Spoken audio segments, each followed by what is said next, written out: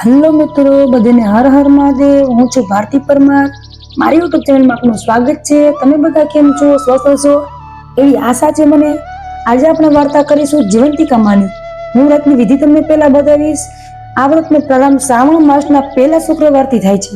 કદાચ જો પહેલા શુક્રવારે સંજોગવશ ન બની શકે તો બીજા શુક્રવારથી પણ વ્રત શરૂ કરી શકાય.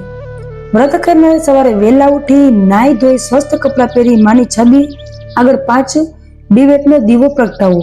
ત્યાર પછી અબીલ, ગુલાલ, પુષ્પથી પૂજા કરવી. માં જીવંતિકાને પ્રાર્થના કરી તેમજ કથા સાંભળવી. આ વ્રત કરનાર સ્ત્રીએ એક દિવસ પીળા વસ્ત્રો, પીળા અલંકારો, પીળા રંગની ચીજ વસ્તુઓનો ત્યાગ કરવો. લાલ રંગના વસ્ત્રો પહેરવા, વળી પીળા રંગના માંડવા નીચે સૂવું નહીં અને ચોખાના પાણીને ઓળંગવું નહીં. કથા સાંભળ્યા પછી માની 5 દિવેટોનો દીવાથી આરતી કરવી. ત્યારબાદ ખાંડના કે સાકરનો શીરો બનાવી પ્રસાદમાં વેચવો. પોતાના બાળકોના રક્ષણ માટે માતાજીને પ્રાર્થના કરવી. એકટાણું કરવું. એ દિવસે જૂઠું બોલવું નહીં, કોઈ નિંદા કરવી નહીં. આખો દિવસ માનું રટણ કરવું. માં જીવંતિકાનું વ્રત કરવાનું બાળકો પર અમી નજર રહે છે, તેમજ લાંબુ આયુષ્ય માતાજી બક્ષે છે. પ્રાચીન કાળની વાત છે. સુશીલ કુમાર નામે એક રાજા હતો. તે સુલક્ષણા નામે એક પત્ની હતી. તેની રાજા રાણી બંને ધર્મપરાયણ હતા, છતાં પ્રભુએ તેમના સંતાનને સુખ આપ્યું ન હતું. આથી તેઓ મનમાં ને મનમાં મૂંઝાયા કરતા હતા. એક દિવસ રાણીએ દાયનને લાલચ આપી તરત જન્મેલું બાળક લઈને આવવાનું કહ્યું. લક્ષ્મીની લાલચે દાયન એક બ્રાહ્મણને ઘરેથી તરત જન્મેલું બાળક ઉઠાવી લાવી અને રાણીને સોંપી. પછી નગરમાં જાહેરાત કરી દીધી કે રાણીને પુત્ર અવતર્યો છે. આ સમાચાર સાંભળી આખું નગર આનંદ ઉલ્લાસમાં મનાવવા લાગ્યું. જ્યારે આ બાજુ બાળકની માં બ્રાહ્મણી બિચારી પુત્ર ગુમ થતા પુત્ર વિયોગમાં આંસુ સારવા લાગી. તે બ્રાહ્મણી જીવંતિકાનું વ્રત કરતી હોવાથી માતા જીવંતિકા બ્રાહ્મણીના બાળકનું રાજકુમારનું રક્ષણ હંમેશા કરતા હતા. સમય જતા બાળક મોટો થયો. રાજા અને પેલા બ્રાહ્મણ મરણ પામ્યા. રાજકુમાર ગાડીએ બેઠા. થોડા સમય પછી તે બાપનું શ્રાદ્ધ કરવા ગયાજી તરફ નીકળ્યા. રસ્તામાં તે એક વાણિયાને તે રાત રોકાયા. એ દિવસે વાણિયાને ત્યાં જન્મેલ બાળક 6 દિવસનું થયું હતું. ઘરમાં બધા ઊંઘી ગયા હતા. ત્યારે માં જીવંતિકા રાજકુમારનું રક્ષણ કરતા ત્યાં બારણા પાસે ઊભા હતા. એ વખતે વિધાતા લેખ લખવા આવ્યા. માતાજીએ તેમને રોકીને આવવાનું કારણ પૂછ્યું. તેના જવાબમાં વિધાતાએ કહ્યું, હું આ બાળકનો લેખ લખવા આવી છું, જે કાલે ઉજવી જશે. આ સાંભળી માતાજીએ કહ્યું, જ્યાં મારા પગ પડે ત્યાં અમંગલ કદાપી થઈ શકે નહીં, માટે તારે બાળકનું દીર્ઘાયુષ્ય લખવું પડશે. વિધાતાએ માતાજીની આજ્ઞા માનવી પડી. બીજા દિવસે વાણિયાએ પોતાના બાળકને જીવતો જોતા આશ્ચર્ય થયું.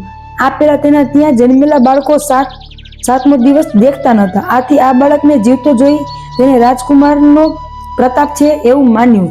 રાજકુમાર એ વાણિયાના ઘરેથી જવા નીકળ્યો ત્યારે તેણે ફરીથી પોતાના ઘરે આવવા માટે આગ્રહ કર્યો. રાજકુમારે તેની વાત માન્ય રાખી અને ત્યાંથી તે ગયાજી પહોંચ્યા.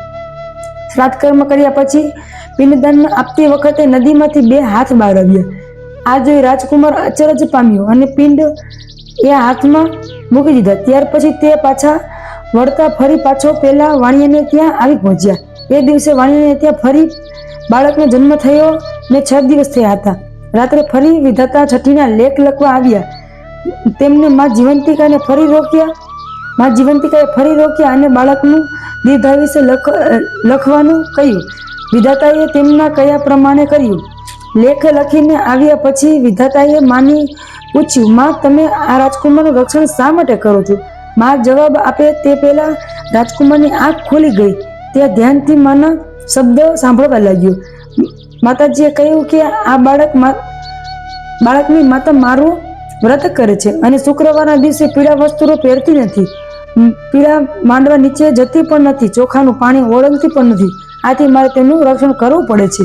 રાજકુમાર આ સાંભળી વિચારમાં પડી ગયો. બીજે દિવસે વાણિયાને ત્યાંથી રજા લઈ રાજકુમાર પોતાના રાજ્યમાં આવી પહોંચ્યો અને મહેલમાં જઈને રાણીને પૂછ્યું, માં તું ક્યું વ્રત કરે છે? માએ કહ્યું, હું તો કોઈ વ્રત નથી કરતી. આથી રાજકુમારને ખાતરી થઈ ગઈ કે આ મારી સગી માં નથી. આજે તેને પોતાની માને શોધી કાઢવા માટે શ્રાવણ માસના પહેલા શુક્રવારે નગરજનોને જમવાનું આમંત્રણ આપ્યું. દરેક સ્ત્રીને પીળા વસ્ત્રો પહેરીને આવવાની આજ્ઞા કરી. બધા જમવા આવ્યા ત્યારે રાજકુમારે સેવકોને પૂછ્યું કે હજુ કોઈ જમવામાં બાકી રહી જાય છે.